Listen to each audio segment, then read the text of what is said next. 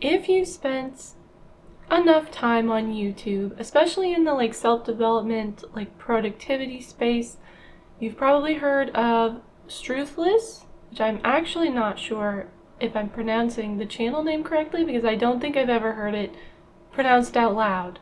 But Campbell Walker, I believe, is that person's name, and they do a lot of really good videos about the creative process, about, feelings of doubt, imposter syndrome, motivation, basically everything around how to do creative work, especially when the creative work kind of collides with things like, wanting to feel successful in life, wanting to earn a living, wanting to get your stuff out there. All of this is something I'm very into, and the reason I bring it up is because Struthless is running a project, a creative project. It's a 6-month project, but it actually runs for 7 months. I'll talk about that in a minute.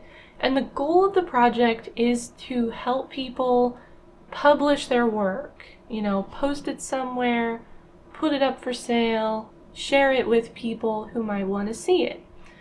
Because there's this blocker, in our hearts as creative people, a lot of fear. What if people don't like it? What if it's not good enough? What if this? What if that? So the project is called the Alphabet Superset.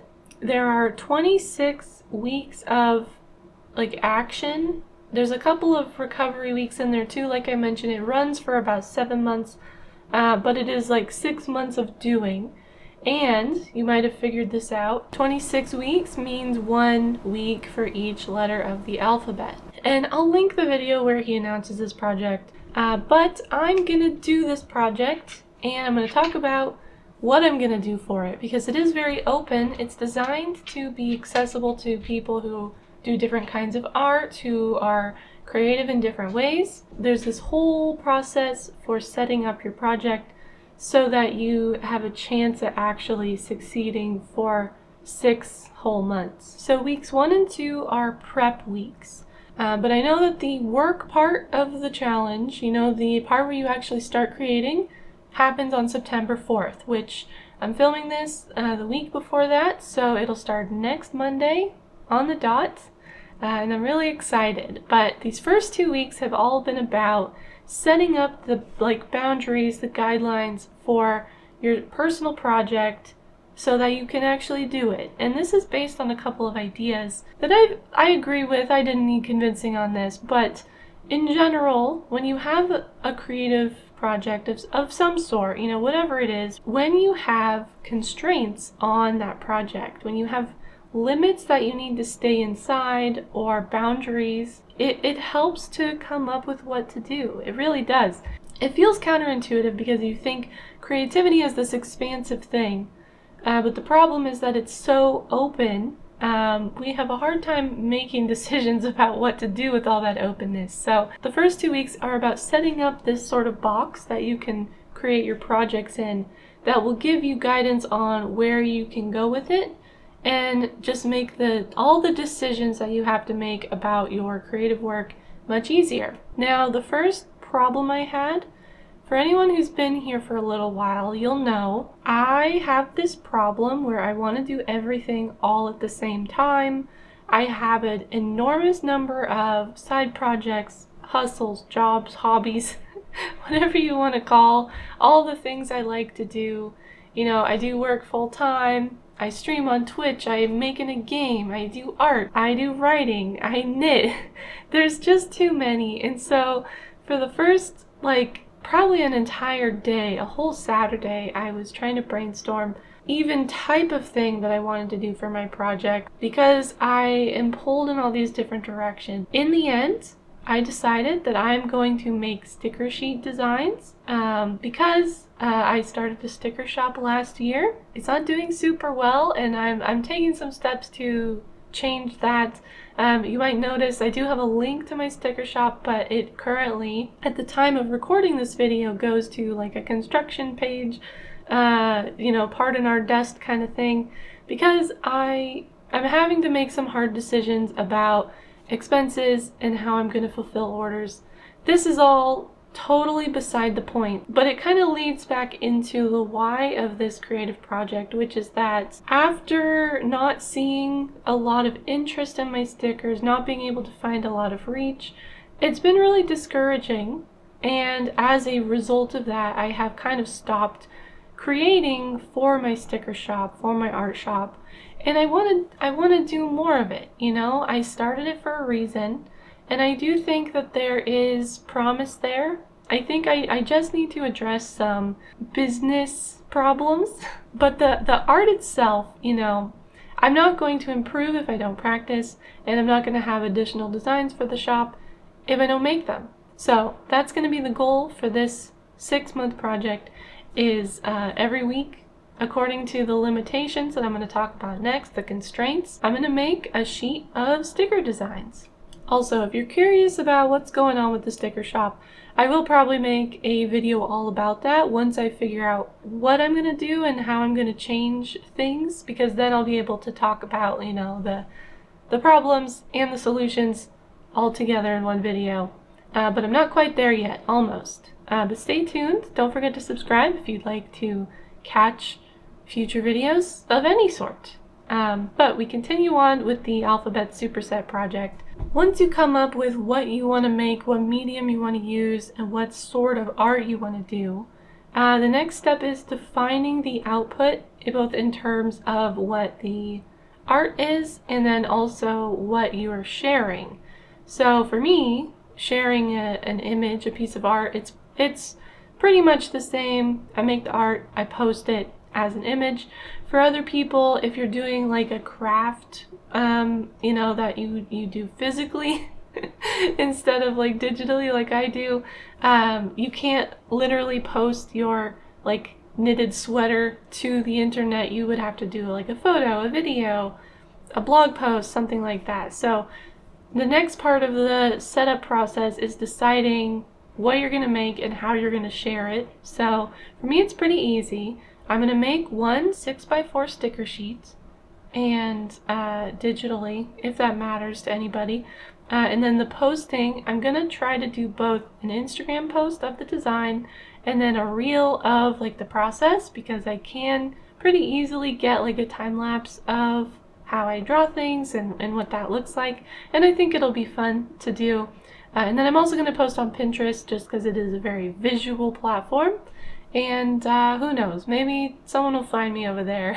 And then we get into the style constraints during this first prep worksheet as well, and this was hard for me. I had such a hard time thinking about what limitations I wanted to put on myself in advance, because these are separate from the theme as well. So each week you have the alphabet letter, or you need to fit your theme where it starts with that letter.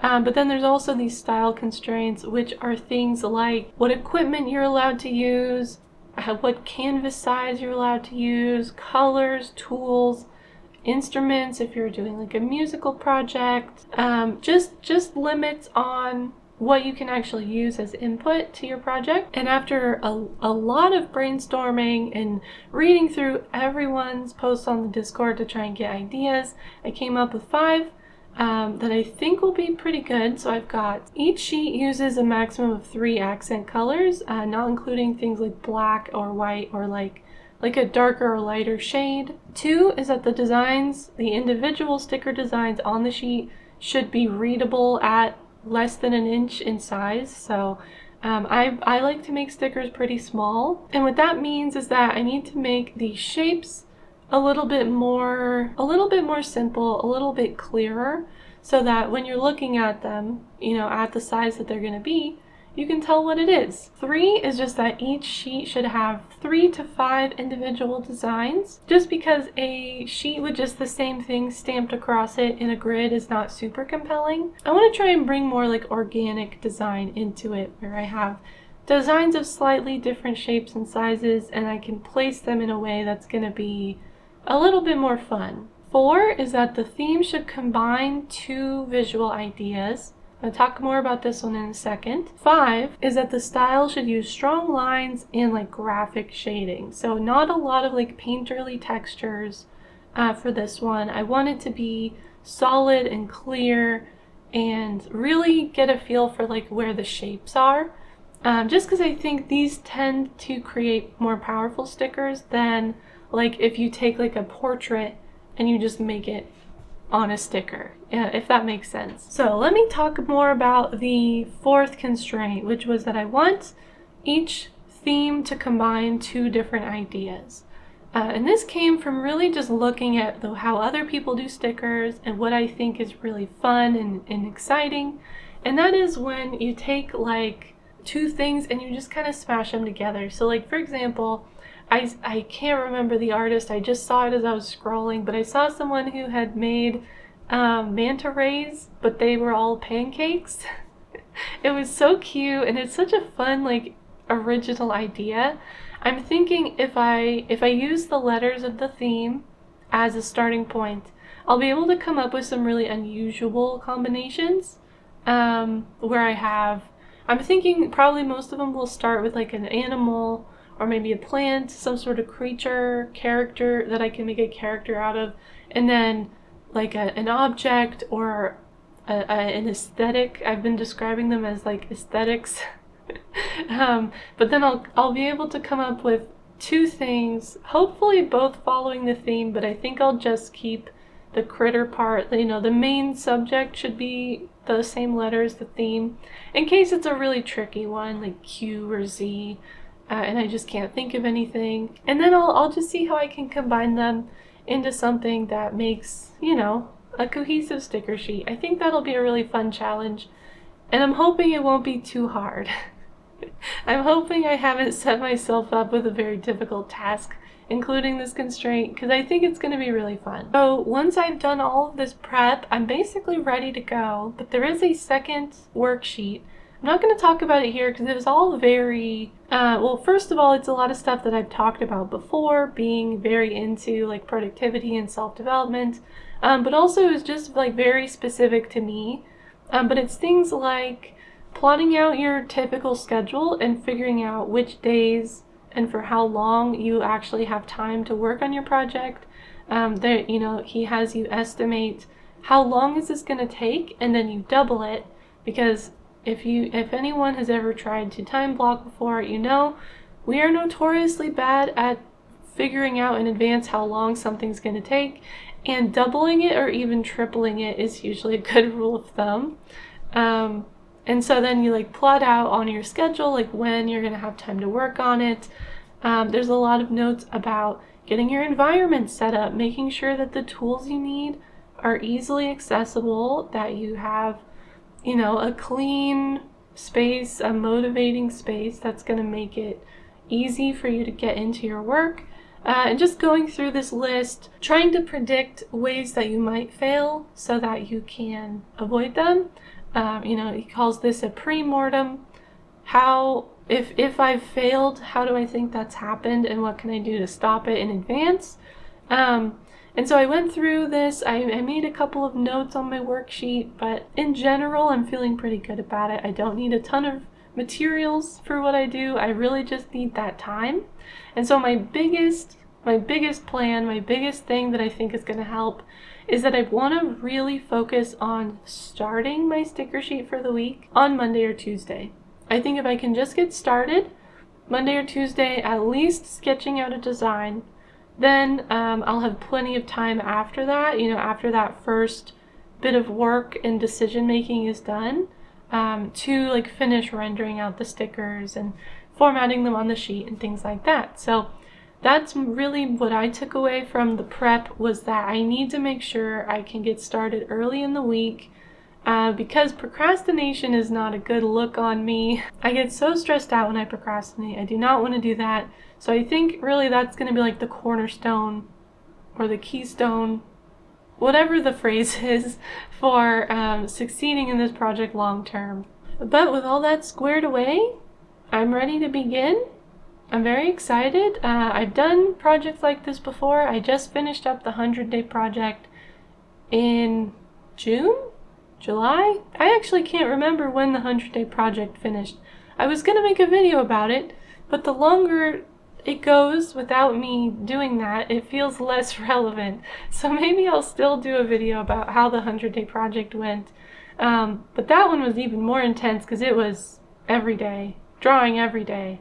So I've done projects like this before. I've done usually shorter projects than this. This will be the longest one yet, I think. But I'm very excited to get started. It'll start on September 4th officially, like I said, and then it will end with the recovery weeks sprinkled in. It will end on April 8th of 2024. I think I will do a few update videos here on YouTube, but probably not every week. Almost certainly not every week. I'll probably do them like as part of the recovery weeks if I'm feeling like I have room in my schedule to do that. So, once a month, once every few weeks, something like that. I'll post about like what I've made, the designs I've made, how I feel about it, how it's going, if I've had any obstacles come up, and I'll just talk through it as a little update. But if you do want regular updates, you can follow my art Instagram, which is where I'll be posting these. So it's Savalian Art. I also have another Instagram that's more of like my personal, my game dev, my Twitch Instagram. That one is the Savalian.